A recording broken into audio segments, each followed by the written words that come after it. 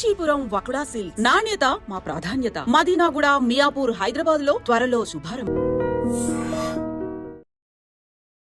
నమస్తే, welcome to I dream. నేను మీ ఝాన్సీ. అయితే మ్యూచువల్ ఫండ్స్లో ఉన్న డౌట్స్ అన్ని ఈరోజు క్లియర్ చేసుకునే ప్రయత్నం అయితే చేద్దాం. ప్రస్తుతం అంతా ఉన్నారు ఆంఫై రిజిస్టర్డ్ ఇంకా mutual fund distributor Pasupuleti Ramesh గారు. నమస్తే అండి. నమస్తే మేడం. రమేష్ గారు, నా దగ్గర ఒక 50 lakhs ఉన్నాయండి. 50 lakhs కానీ 30 lakhs కానీ ఒక పెద్ద అమౌంట్ ఉంది. ఈ అమౌంట్ని నేను హౌసింగ్లో ఇన్వెస్ట్ చేస్తే మంచిదా, అంటే ఒక మంచి ఏరియా చూసుకొని ఒక హౌస్ బై చేస్తే మంచిదా, లేకపోతే మ్యూచువల్ ఫండ్స్లో ఇన్వెస్ట్ చేస్తే మంచిదా? డెఫినెట్గా అండి, చాలా మంచి క్వశ్చన్. సో ఇప్పుడు ఏంటంటే కంపల్సరీగా హౌస్ అయితే తీసుకోవాల్సిందే. సో మొత్తం అంటే హౌస్ లేకుండా మొత్తం మ్యూచువల్ ఫండ్లో పెట్టమని చెప్పడం కూడా కరెక్ట్ కాదు. ఓకే. ఎందుకంటే అందరికీ ఫస్ట్ మనకు నీడ్స్ ఏంది, మనకు అవసరాలు ఏంటంటే సొంత ఇల్లు ఉండాలి, తర్వాత ఫుడ్ ఉండాలి, తర్వాత డ్రెస్సెస్, ఇవన్నీ నార్మల్ అవసరాలు. సో సొంత ఇల్లు లేనప్పుడు ఫస్ట్ ప్రయారిటీ సొంత ఇల్లే తీసుకోవాలి. సరే 50 లక్షలు ఉందన్నారు, 50 లక్షలతోటి సొంత ఇల్లు తీసుకోవాలంటే మనం కొద్దిగా అవుట్కట్స్కి వెళ్ళి మంచి గేటెడ్ కమ్యూనిటీలో అలాంటి వాటిలో తీసుకోవచ్చు 50 lakhsలో. సో అది ఒక మంచి ఆప్షన్. ఇంకోటి వచ్చేసి 50 lakhs ఒకేసారి ఇన్వెస్ట్ చేయడం కన్నా అక్కడ దానికన్నా ఒక 10 lakhs మీరు డౌన్ పేమెంట్ చేసి రిమైనింగ్ 40 lakhs లోన్ తీసుకొని వెళ్ళడం బెటర్. ఓకే. సో దానికి 2-3 కారణాలు ఉన్నాయి. ఒకటి, మీకు లోన్ తీసుకుంటే సో మీకు పడే ఇంట్రెస్ట్ వచ్చేసి 8 to 9%. ఓకే. సో 8 to 9% అనేది చాలా తక్కువ ఇంట్రెస్ట్, ఆల్మోస్ట్ 70 పైసా ఇంట్రెస్ట్ కాబట్టి. సో మనకి ఇంకా వేరే లోన్స్ అనుకోండి, ఇప్పుడు మనం పర్సనల్ లోన్ తీసుకున్నా కానీ లేకపోతే ఇంకా ఏదైనా కానీ పెద్ద పెద్ద లోన్స్ మనం ఏది తీసుకున్నా కూడా more than 12% rate of return ఉంటాయి, అంటే 1 రూపీ ఇంట్రెస్ట్ ఉంటాయి. సో అన్నిటికన్నా తక్కువ రేట్ ఆఫ్ ఇంట్రెస్ట్ వచ్చేసి మనకి హోమ్ లోనే ఉంటుంది. ఓకే. సో 8 to 9% వస్తుంది కాబట్టి తీసేసుకోవాలి. ఇది ఒక ఆపర్చునిటీలా చూడాలి. ఇంకోటి ఏంటంటే ఇది long term loan, 20 years loan, మనం చిన్నగా కట్టుకోవచ్చు, తొందర ఏం లేదు, తక్కువ రేట్ ఆఫ్ ఇంట్రెస్ట్ కాబట్టి అక్కడ పెట్టేసి 10 lakhs అక్కడ పెట్టేసి 10, ఎందుకంటే 10 lakhs అక్కడ పెట్టేస్తే మళ్ళీ దానికి రిజిస్ట్రేషన్కి ప్లస్ కొద్దిగా రెనోవేషన్ కలిపి ఇంకో 5 lakhs ఖర్చు అవుతాయి. ఓకే. సో 50 lakhsలో మొత్తం మనం 10 lakhs అక్కడ పెట్టినా 40 lakhs ఇన్వెస్ట్ చేయలేము. ఓ 5 lakhs వచ్చేసి అడిషనల్ ఎక్స్పెన్సెస్ ఉంటాయి. సో ఇంకొక 5 lakhs వచ్చేసి ఏమైనా ఇంటీరియర్కి వాటికి ఖర్చు అవుతుంది. సో మనం వద్దనుకున్న ఇవి అయ్యే ఖర్చులే. సో రిజిస్ట్రేషన్ ఛార్జెస్ కంపల్సరీ గవర్నమెంట్కి 7.5% ఇవ్వాలి. అంటే 50 lakhsకి 7.5% అంటే అదే 3.5 lakh అయిపోతుంది. తర్వాత లోన్ ప్రాసెసింగ్ ఫీజులని, ఇన్సూరెన్స్ కవరేజ్ అనేది ఇంకొక 1.5 lakh అయిపోతాయి అక్కడ. సో రిమైనింగ్ మనకి మిగిలేది నెట్ వచ్చి 35 lakhs మిగులుతుంది. అందులో కూడా 5 lakhs రెనోవేషన్ చేసుకుని వెళ్ళాలి. సో ఇవాళ రేపట్లో రెనోవేషన్ లేకుండా, అంటే ఎవరైనా రెంట్కి ఇవ్వాలంటేనే రెనోవేషన్ లేకుండా చేస్తున్నారు కానీ, సో ఉండడానికైతే కంపల్సరీగా రెనోవేషన్కి ఇవ్వాలి. ఇంకోటి ఏంటంటే కంపల్సరీగా మనం ఉండే పని ఏదైనా ఫ్లాట్ తీసుకోవాలి. ఓకే. ఇంకెవరికైనా రెంట్కి ఇద్దామని మనం ఫ్లాట్ తీసుకొని తర్వాత మళ్ళీ అతను రెంట్కి ఇస్తాడో లేదో తెలియదు, దాని మీద ఈఎంఐలు కట్టుకుంటూ ఉండడం వేస్ట్ అంట, తెలియదు. ఇప్పుడు టెనెంట్ బిహేవియర్ మనకు తెలియదు. తర్వాత ఏమైనా టెనెంట్ మిస్బిహేవ్ చేసి ఏమైనా కోర్టుకి వేసాడు అనుకోండి, కోర్టు ఏం చేస్తుందంటే రెంటల్ యాక్ట్ ప్రకారం పే చేయమంటుంది. రెంటల్ యాక్ట్ ప్రకారం 5,000 10,000 ఉంటుంది రేట్ ఆఫ్ ఏదైతే అతను కట్టాల్సిన నెలకు కట్టాల్సిన రెంట్ ఉంటుందో అది 5,000 10,000 అయితే చాలా తక్కువ ఉంటుంది రెంటల్ యాక్ట్ ప్రకారం. అదే కడతాను అన్నాడు అనుకోండి, అతని బిహేవియర్ బాగాలేక, అప్పుడు మళ్ళీ మనం ప్రాబ్లమ్స్లో పడతాం.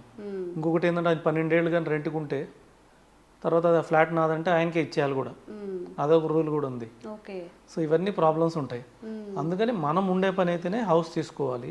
అది కూడా ఒక 20 lakhs అటు వెళ్ళి ఇన్వెస్ట్ చేసేసి, సో రిమైనింగ్ మనం కంపల్సరీ మనం 40 lakhs, రిమైనింగ్ 30 lakhs అయితే మనం లోన్కి వెళ్ళాల్సిందే కంపల్సరీ. 30 lakhs మనం లోన్కి వెళ్తే ఏమవుతుందంటే రేట్ ఆఫ్ ఇంట్రెస్ట్ మనకి 8 to 9% ప్రకారం 20 ఏళ్ళు పెట్టుకుంటే మనకు అప్రాక్సిమేట్లీ 25,000 రూపీస్ ఈఎంఐ వస్తుంది మంత్లీ. సో 25,000 ఈఎంఐ, సపోజ్ ఒక 50,000 కనుక శాలరీ ఉంటే సగం అటువైపు పోతున్నట్టుంది. డెఫినెట్గా 50,000లో 25,000 వెళ్ళొచ్చు, యావరేజ్ ఇన్కమ్. ఎందుకంటే ఇప్పుడు మనం డబుల్ బెడ్రూమ్ సిటీలో రెంట్కి తీసుకున్నా 20,000 వస్తుంది, మంచిది. అంటే ఒక 1,000 ఎస్ఎఫ్టీలో ఫర్నిష్డ్, సో కొద్దిగా బాగుండాలి, కొద్దిగా మంచి కమ్యూనిటీలో ఉండాలంటే మినిమం 20,000 రూపీస్ మనం రెంట్ పే చేయాలి. దాని బదులు ఇంకో 5,000 మనం ఈఎంఐ పెట్టేసుకుంటే, మన పాకెట్ లోన్ పెట్టేసుకుంటే మనకి ఓన్ హౌస్ వచ్చేస్తుంది. ఈ స్లో కట్టుకోవచ్చు, 8% కదా. సో రిమైనింగ్ 30 lakhs వచ్చేసి కంపల్సరీగా ఇన్వెస్ట్ చేయమని సజెస్ట్ చేస్తాం. ఎందుకు ఇన్వెస్ట్ చేయమని సజెస్ట్ చేస్తామంటే మనకి మ్యూచువల్ ఫండ్లో 12% రిటర్న్ ఎక్స్పెక్ట్ చేస్తున్నాము. ఎందుకంటే ఇప్పుడు వరకు మనకు వచ్చిన ఈక్విటీ ఫండ్స్, పర్టికులర్గా ఈక్విటీ ఫండ్స్, ఇది కూడా మనం 15 ఏళ్ళు టైం పెట్టుకోవాలి. ఎందుకంటే మన లోన్ కూడా 15 to 20 years ఉంది. సో ఇది కూడా 15 years మనం టైం పెట్టుకుంటే ఇక్కడ దాకా 15 years మనం రిటర్న్ చూస్తే ఈజీగా 12% రిటర్న్ వస్తుంది. మనం కొన్ని ఫండ్స్ తీసుకొని కంపేర్ చేసుకోవచ్చు. ఒకటి మల్టీ క్యాప్ ఫండ్, రెండోది వచ్చేసి లాంగ్ టర్మ్ కాబట్టి మిడ్ క్యాప్ ఫండ్, ఒకటి స్మాల్ క్యాప్ ఫండ్, ఒకటి లార్జ్ క్యాప్ ఫండ్. ఇలాగ 4 ఫండ్స్లో పోర్ట్ఫోలియో ఒకటి క్రియేట్ చేసుకుంటే డెఫినెట్గా మనకి 12 to 15% రిటర్న్ జనరేట్ అవుతుంది.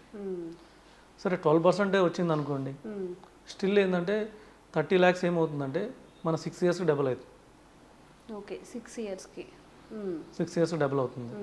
6 years డబుల్ అంటే 30 lakhs 60 లక్షలు అవుతుంది. ఎప్పటికి? ఇక్కడ నుంచి 6 yearsకి. అక్కడ నుంచి ఇంకో 6 yearsకి 1.2 crores అవుతుంది. సో అక్కడ నుంచి 3 yearsకి ఇంకో 60 lakhs పెరుగుతుంది, అంటే 1.8 crore అవుతుంది. సో 15 yearsలో మనకి ఏమవుతుందంటే, సపోజ్ మనం 15 yearsలో లోన్ కూడా క్లోజ్ చేసేసుకుంటే 15 years తర్వాత మనకి హౌస్ ఉంటుంది. మన ఎంఐ కట్టి కొంచెం ఎక్స్ట్రా కట్టేసి మధ్యలో 1 lakh 2 lakh అడిషనల్ అమౌంట్ వస్తే హోమ్ లోన్ క్లోజ్ చేసేసుకుంటే 15 years తర్వాత క్లోజ్ చేసుకుంటే 15 years తర్వాత మన దగ్గర ఏమున్నాయని చూస్తే ఒక హౌస్ ఉంటుంది. హౌస్ వాల్యూ ఇప్పుడు 50 lakhs అనుకోండి, 15 years తర్వాత ఈజీగా 1.2 crores ఉంటుంది. ఈజీగా ఉంటుంది. ప్లస్ ఏంటంటే మనకి రెంట్ మిగిలిపోతుంది. మనం ఏదో ఈఎంఐలు కడుతున్నాము, సో అది మన శాలరీ నుంచి వచ్చి కడుతున్నాము, అది రెంట్ అనుకుంటే సో మనకు 1.2 crores అక్కడ ఉంటుంది. హౌస్ మినిమం 1.2 crore ఉంటుంది. ప్లస్ మన దగ్గర లిక్విడ్ క్యాష్ ఎంత ఉంది మ్యూచువల్ ఫండ్లో? 1.8 crore ఉంది. సో ఓవరాల్గా మన దగ్గర ఎంత ఉన్నట్టు? 3 crore ఉంది. సో అదే మనం ఒకేసారి 50 lakhs పెట్టి హౌస్ పెట్టి మనం తీసుకున్నా కూడా మనకు 15 years తర్వాత మన దగ్గర ఉండేది 1.2 crore. అవును, అంటే ఈక్వల్గా ఇప్పుడు మనం ఉన్న అమౌంట్ని కొంచెం తెలివిగా హాఫ్ అటు కొంచెం ఇటు మ్యూచువల్ ఫండ్స్లో కొంచెం ఇన్వెస్ట్ చేసుకుంటే మంచిది. అవును, డైవర్సిఫై చేసుకోవాలండి. ఎందుకంటే మన బాగా ఆపర్చునిటీ ఉన్న అసెట్ క్లాసెస్ ఏంటంటే వరల్డ్ మొత్తం మీద తీసుకుంటే బాగా ఆపర్చునిటీ ఉన్న asset classes real estate, equity market. So మనం ఎప్పుడైనా విన్నామా గోల్డ్ 1 yearలో 5 times అయిందని, 2 times అయిందని విన్నామా? వినలేదు. లేదు. 1-2 yearsలో మనకి ఏమైనా బ్యాంక్ ఎఫ్ డీల్ డబుల్ అయినాయి అని విన్నామా? కానీ 1-2 yearsలో డబుల్ అయిన షేర్స్ ఉన్నామా? 1 yearలో 2 yearsలో డబుల్ అయిన షేర్స్ చాలా ఉన్నాయి. లాస్ట్ 1 yearలోనే 3 times 4 times అయిన షేర్స్ చాలా ఉన్నాయి. అంటే ఈక్విటీలో ఆపర్చునిటీ గురించి చెప్తున్నా, అన్నీ అవుతాయని కాదు. మనం ఇందాక కూడా అనుకున్నాం 12% రేట్ ఆఫ్ ఎక్స్పెక్టెడ్ రిటర్న్ 6 yearsకి డబుల్ అవుతుంది. కానీ ఈక్విటీలో ఎంత ఆపర్చునిటీ అంటే కొన్నిసార్లు 1 year కూడా డబుల్ అయిపోయిన స్టాక్స్ ఉంటాయి. అంటే ఇప్పుడు ఈక్విటీ మ్యూచువల్ ఫండ్ అంటే ఈక్విటీ స్టాక్స్లోనే పెడతారు కాబట్టి కంపేర్ చేసి చెప్తున్నాం. అలాగే ల్యాండ్ కూడా చూడండి, ల్యాండ్ కానీ లేకపోతే ఫ్లాట్ చూడండి, 1 yearలో డబుల్ అయినది కూడా చూశాను నేను, మీరు కూడా చూసే ఉంటారు. సంవత్సరం క్రితం ఒక ల్యాండ్ ఫ్లాట్ ఉంటే 1 yearలో డబుల్ అయినవి మనం ఎన్నో చూసాం. సో ఎన్నో సిచ్యువేషన్స్ ఉన్నాయి. సో ఇక్కడ ఇంత ఆపర్చునిటీ ఉంది. సో 1 year 2 years 3 yearsలో డబుల్ అయ్యే ఆపర్చునిటీ వేట్లో ఉందంటే ఈక్విటీలో ఉంది. రెండోది వచ్చేసి రియల్ ఎస్టేట్లో ఉంది. సో ఎప్పుడు ఏది పెరిగిద్దో మనకు తెలియదు. ఒక్కోసారి ఈక్విటీ మార్కెట్ బాగాలేకపోతేనే రియల్ ఎస్టేట్ పెరిగిద్ది. కొన్నిసార్లు ఈక్విటీ మార్కెట్ బాగుంటే రియల్ ఎస్టేట్ పెరగదు. రెండు ఆపోజిట్లో ఉంటాయి. మళ్ళీ ఈ రెండు అసెట్ క్లాసెస్ సేమ్ టైం ఒకేసారి పెరగవు. ఎందుకంటే ఈక్విటీ మార్కెట్ బాగుంటే రియల్ ఎస్టేట్కి ఎవరు రారు. సో లిక్విడ్ అసెట్ కదా అని చెప్పి రియల్ ఎస్టేట్లో ఈక్విటీ మార్కెట్లో ఉంటారు. అదే సపోజ్ ఈక్విటీ మార్కెట్ బాగాలేదనుకోండి, ఇంకా అక్కడ బాగాలేనప్పుడు ఇంకేం చేయాలి? రియల్ ఎస్టేట్ బాగుంటుంది నెక్స్ట్ అసెట్ క్లాస్ అని చెప్పి అక్కడికి వెళ్ళే అవకాశాలు ఉన్నాయి. కాబట్టి రెండిట్లో ఇన్వెస్ట్ చేసుకోవాలి. ఇటు 1.8 crores మన ఈక్విటీలో 6 yearsకి డబుల్ అయ్యేటట్టు 12% రేట్ ఆఫ్ రిటర్న్ ప్రకారం. అలాగే హౌస్ కూడా మినిమం 10 yearsకి డబుల్ అవుతుంది. సరే 15 years తీసుకుంటే 1.2 crore అయినా కూడా మొత్తం 3 crores హ్యాపీగా ఒక అసెట్ క్రియేట్ అయిపోతుంది 15 yearsలో. సో అయిపోయింది అంటే 1.8 crores మన దగ్గర ఉంది అనుకోండి, రిటైర్ అయిపోవచ్చు హ్యాపీగా. హౌస్ ఉంది, 1.8 crore ఫండ్ ఉంది, హ్యాపీగా రిటైర్ అయిపోవచ్చు. ఏదైనా ఒక డెసిషన్ తీసుకునే ముందు కాస్త ఆలోచించి మనం ఇంకొంచెం ఎక్కువ ప్రాఫిట్స్ కానీ రిటర్న్స్ కానీ వచ్చేలాగా ప్లాన్ చేసుకుంటే మంచిది అంటారు. డెఫినెట్గా. థ్యాంక్ యూ అండి. Thank you madam.